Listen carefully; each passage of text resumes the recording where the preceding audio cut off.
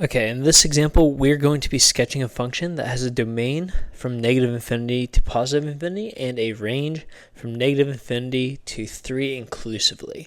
So I'm just going to go ahead and look at those. The domain here, negative infinity to positive infinity, means all real numbers. So this function that we're going to sketch can literally exist anywhere on this graph and should exist from one side completely to the other side running off the graph. So next, the range is a little bit more specific, from negative infinity to 3, with 3 being the highest value, which means this is as high as my graph will go, and it will be everything from there downwards is where we will see this function. So I need some function, some graph, that will go from end to end and go up and touch the y value of 3 and then go down. So there's a lot of different things I could draw. I'm just going to draw something simple. So something coming from way off the side of the graph at negative infinity, going up. I can do some little doodles. Goes up to the y value of 3, does not pass it, but actually reaches it, and then curves off. I'm just going to make it keep going down forever on this side as well. So that is an example of something that would match this criteria, and there's many other graphs that would. Now in this example, we are going to be sketching a function that is positive on the interval 1 to 4, and then negative on the intervals negative infinity to 1 and 4 to infinity. So I'm going to go ahead and partition my graph. So the positive portion is between 1 and 4. So here is x value of 1, x value of 4 right there. That means this graph will exist somewhere up here. It doesn't say how far we go up. We don't have a domain or range we have to kind of match. We just know it has to be up here. Okay. So that is part of the area that we need to have our graph in. And now we also know it's negative between negative infinity and 1. So I know it will be down in this area. And it is also negative between 4 and infinity. So from 4 onwards, it will be negative as well. We're right at the edge of what I have created as a graph. Now, as far as drawing the shape in, there's many different things that I could draw. I do know it has to go through, oops, I forgot to change from the highlighter. I do know it has to go through the x value of 1, the x-intercept of 1, and an x-intercept of 4 if we are drawing a continuous function. So now I'm just going to draw just something that meets that criteria. I'm drawing a squiggly line, but you could easily just draw straight lines all the way through it. Like that would work as well. But there we go.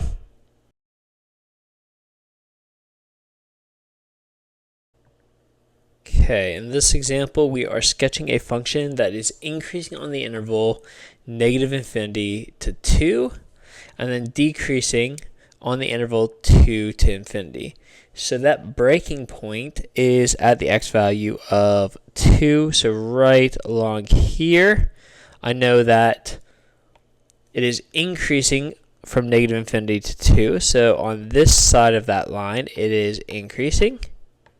And then on the other side, it is decreasing. So there's many different things I could draw here since I don't have that much detail.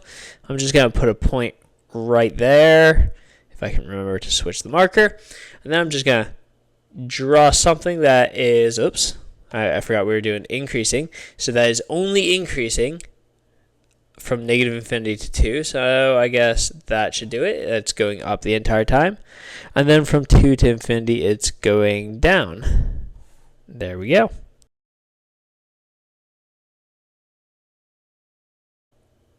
Okay, so now in this example, we're going to be putting a couple different things together. We have now the domain, the range, intervals of positive and negative, and also the intervals of increasing and decreasing.